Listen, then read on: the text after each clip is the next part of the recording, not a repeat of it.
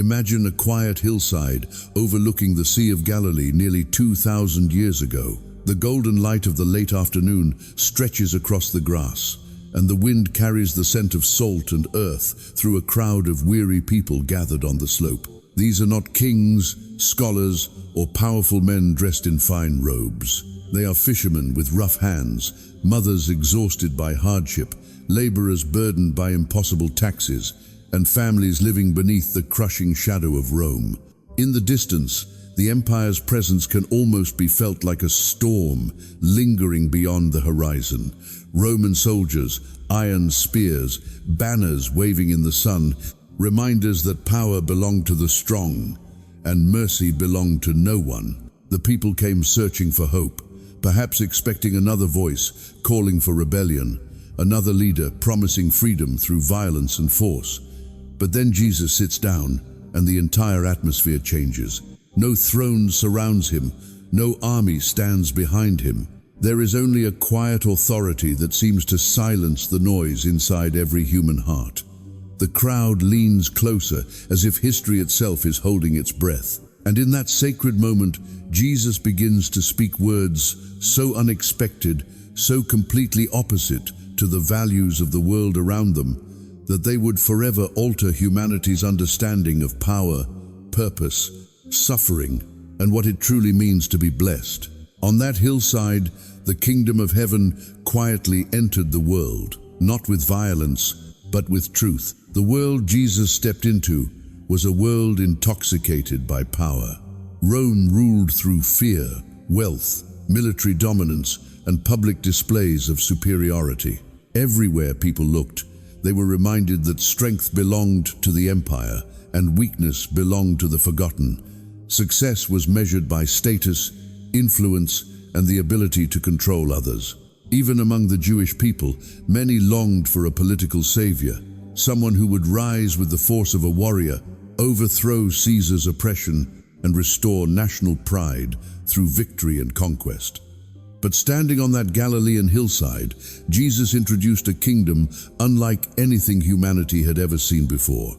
Instead of praising the powerful, he blessed the humble.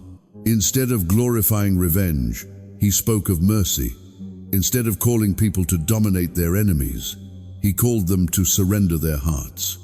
His words overturned the logic of the ancient world. In the kingdom Jesus described, greatness was not found in self-exaltation, but in self-denial. The doorway into this kingdom was not pride, ambition, or violence, but brokenness, purity, compassion, and trust in God. To the crowd listening that day, these teachings must have sounded almost impossible. Rome promised peace through force, yet Jesus offered peace through transformation. Rome elevated the strong, but Jesus drew near to the weary, the grieving, and the forgotten. This was not merely a new philosophy or moral system. It was the announcement of an entirely different reality, a spiritual kingdom that could not be built with swords or defended by armies. And even now, centuries later, his message continues to confront every culture obsessed with success, image, and control. The revolutionary kingdom of Jesus still challenges humanity to believe that true power is found not in ruling over others, but in surrendering completely to God. Blessed are the poor in spirit, for theirs is the kingdom of heaven. With these opening words, Jesus confronted one of the deepest illusions of the human heart, the belief that we are enough on our own. In every generation, people are taught to build themselves into something strong, successful, and untouchable. Modern culture especially celebrates independence, self-confidence, and personal achievement as the highest forms of identity. From childhood, many are conditioned to believe that worth is measured by productivity, appearance, wealth, or influence. We learn how to hide weakness behind polished smiles, curated images, and constant activity. Yet beneath all the noise, many souls quietly carry an exhaustion they cannot explain. Jesus spoke directly into that hidden emptiness. To be poor in spirit does not mean lacking intelligence, ambition, or value. It means reaching the honest realization that no human achievement can heal the deepest hunger inside the soul. It is the moment when a person stops pretending to have everything together and finally admits their need for God. Spiritual poverty is not humiliation, it is awakening. It is standing before the greatness of the Creator and recognizing that pride, success, and self-reliance cannot save the human heart from fear, guilt, loneliness, or brokenness. This truth cuts against everything the world teaches about strength, yet Jesus calls these people blessed because dependence on God becomes the doorway into real spiritual life. A heart already full of ego has no room for grace, but a heart emptied of self-sufficiency becomes open to mercy, healing, and transformation. In that surrender, the endless pressure to prove ourselves finally begins to fade. The kingdom of heaven belongs not to those who appear strongest on the outside, but to those humble enough to know they cannot survive without the presence of God guiding and sustaining them every single day. Blessed are those who mourn, for they shall be comforted. These words seem almost impossible in a world that spends so much energy trying to escape pain. Modern life teaches people to distract themselves from sorrow as quickly as possible. When hearts break, society offers endless entertainment, temporary pleasures, and constant noise to keep people from sitting alone with their grief. Many are taught to smile through suffering, suppress emotion, and continue performing as though nothing inside them is wounded. Yet Jesus speaks of mourning as something sacred. He reveals that true healing begins when people stop running from their brokenness and finally allow themselves to feel the weight of it honestly before God. This mourning goes deeper than sadness over difficult circumstances. It is the ache of recognizing how far humanity has drifted from the beauty God intended. It is grieving the cruelty, division, injustice, and emptiness that stain the world. More personally, it is the sorrow that rises within the soul when a person becomes aware of their own failures, pride, and spiritual wandering. Instead of condemning those tears, Jesus calls them blessed because mourning softens the heart in ways comfort never can. A soul that refuses to grieve eventually becomes numb, cold, and disconnected from both God and others. But a soul willing to mourn becomes open to compassion, humility, and transformation. The comfort Jesus promises is not shallow optimism or temporary relief. It is the deep presence of God drawing near to the wounded heart. In moments of honest grief, people often discover that they are not abandoned after all. Divine comfort enters quietly, bringing peace that cannot be manufactured by the world. Through mourning, the heart becomes tender enough to receive healing, mercy, and the overwhelming reminder that even in sorrow, God remains near to the brokenhearted. Blessed are the meek, for they shall inherit the earth. To many people, meekness sounds like weakness, passivity, or the inability to stand up for oneself. In a world that admires aggression, dominance, and loud displays of confidence, the meek are often overlooked and underestimated. Society teaches people to fight for attention, protect their image, and overpower anyone who threatens their position. But Jesus completely redefined the meaning of true strength. Meekness is not the absence of power. It is power brought under control. It is the quiet discipline of a soul that no longer needs to prove itself through force, pride, or revenge. In ancient times, the word used for meekness described a wild horse that had been trained and restrained. The animal still possessed immense strength, speed, and fire, yet its power had become guided rather than destructive. This is the kind of character Jesus was describing. A meek person may have every ability to retaliate, dominate, or wound others, but chooses restraint because their trust rests in God instead of ego. Meekness allows a person to remain calm when insulted, patient when misunderstood, and gentle in situations where anger would feel easier. Jesus himself embodied this kind of strength. Standing before those who mocked and condemned him, he possessed the authority to destroy his enemies, yet he chose mercy instead of vengeance. That is not weakness. That is controlled strength, shaped by love and surrender. The meek do not inherit the earth because they are naturally powerless, but because they no longer worship power itself. Their confidence is rooted in something eternal. In a restless world driven by pride and competition, meekness becomes a quiet but undeniable reflection of the strength and peace found only in God. Blessed are those who hunger and thirst for righteousness, for they shall be filled. Few statements describe the condition of the modern human soul more accurately than this one. Humanity is surrounded by endless forms of consumption, yet inwardly, many people remain profoundly empty. Modern culture constantly promises fulfillment through success, entertainment, wealth, relationships, status, and digital validation. Every day, millions chase achievements believing the next promotion, the next purchase, or the next wave of attention will finally quiet the restlessness within them. Yet the satisfaction never lasts. The applause fades, distractions lose their power, and the soul quietly returns to the same aching hunger it carried before. Beneath all the noise of modern life exists a deeper famine that material success cannot heal. Jesus understood this hidden emptiness long before the modern world ever existed. When he spoke of hunger and thirst, he was describing something desperate and consuming, not a casual interest in spirituality. A starving person does not politely desire food. They crave it with every part of their being. In the same way, righteousness becomes the soul's desperate longing for truth, purity, justice, and closeness with God. It is the deep awareness that life cannot truly function apart from the one who created it.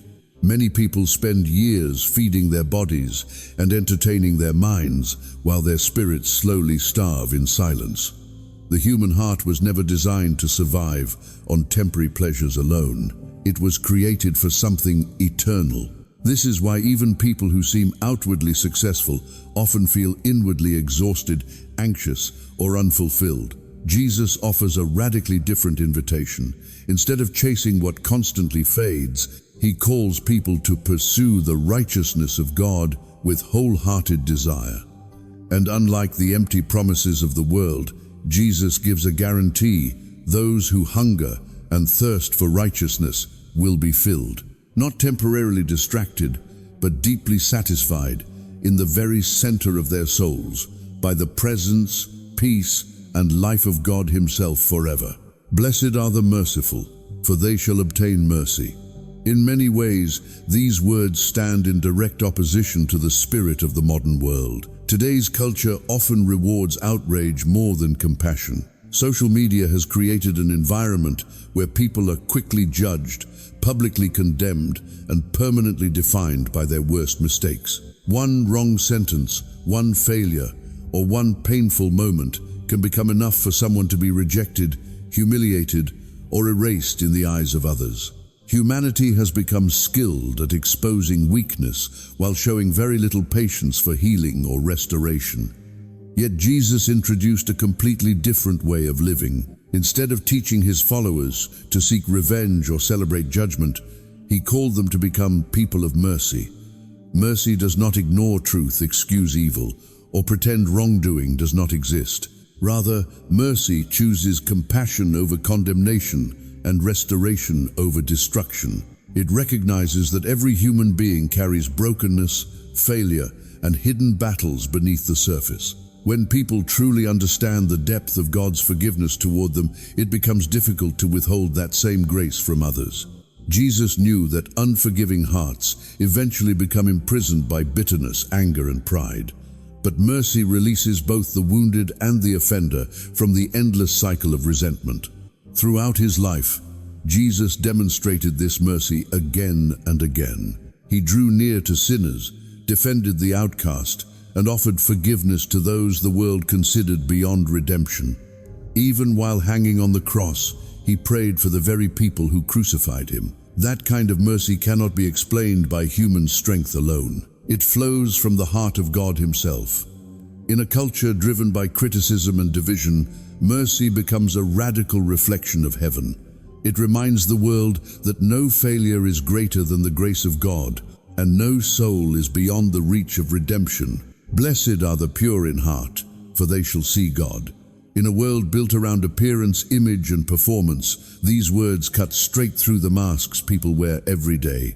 Modern culture constantly pressures individuals to create polished versions of themselves for others to admire. Social media especially has trained many people to carefully edit their lives, hiding weakness behind filters, achievements, and carefully crafted identities. Even spirituality can become performative, where faith is displayed outwardly while the inner life remains distant from God. But Jesus was never interested in outward performance alone. He looked beyond reputation, beyond religious rituals, and beyond public approval into the hidden condition of the human heart. To be pure in heart does not mean living a flawless life without struggle or failure. It means becoming inwardly sincere, honest, and undivided before God. A pure heart is no longer split between competing loyalties, selfish ambition, and the constant desire for human validation. It is a heart that seeks truth, even when no one else is watching. Jesus understood how exhausting it is to live behind spiritual and emotional masks. Eventually, pretending creates emptiness because the soul was never designed to survive on appearances alone. True purity begins when people stop performing for the crowd and start allowing God to transform the hidden places within them. This process can feel uncomfortable because it exposes pride, fear, resentment, and secret motives that are often buried deep inside. Yet through that honesty comes freedom. Jesus promised that the pure in heart would see God because clarity comes when the soul is no longer clouded by deception or divided desires. In the quiet surrender of an authentic heart, people begin to recognize God's presence more clearly, not only in sacred moments, but in every part of life itself. Blessed are the peacemakers, for they shall be called sons of God. In every generation, true peace has been difficult to find because human nature naturally drifts toward division, pride, and conflict. Many people believe peace simply means avoiding arguments or staying silent to keep life comfortable. But the peace Jesus described is far deeper and far more costly. Real peacemaking is not passive avoidance. It is the courageous work of healing what has been broken. It means stepping into tension instead of running from it, choosing reconciliation instead of resentment, and building bridges where others continue building walls. In a world filled with political anger, fractured families, racial tension, and endless online hostility, genuine peacemakers stand out like light in darkness. They refuse to fuel hatred, even when hatred feels justified. Instead, they pursue understanding, humility, and compassion. Jesus understood that peace cannot exist without love, forgiveness, and truth working together. Throughout his ministry, he constantly restored relationships that society had abandoned. He brought dignity to the rejected, forgiveness to sinners, and hope to those trapped in shame and division. Ultimately, Jesus became the greatest peacemaker by reconciling humanity to God through the cross. That is why peacemakers reflect the very character of God himself. They carry heaven's spirit into wounded places, reminding the world that healing is still possible. In choosing reconciliation over revenge, they reveal a strength that goes far beyond human pride or temporary victory. Blessed are those who are persecuted for righteousness' sake, for theirs is the kingdom of heaven. These words reveal a difficult truth that many people would rather avoid. Living like Jesus will not always earn the approval of the world. Human nature naturally desires acceptance, comfort, and belonging. Most people want to fit in, avoid conflict, and move through life without resistance. Yet Jesus warned that those who genuinely live according to God's truth may eventually face rejection, criticism, or even hostility. A life shaped by humility, mercy, purity, and righteousness quietly confronts the values of a world driven by pride, greed, selfishness, and moral compromise. Light exposes darkness simply by existing. When someone chooses integrity instead of dishonesty, forgiveness instead of hatred, or faithfulness instead of convenience, It often makes others uncomfortable because it reveals the emptiness hidden beneath outward appearances. Jesus himself experienced this resistance more than anyone.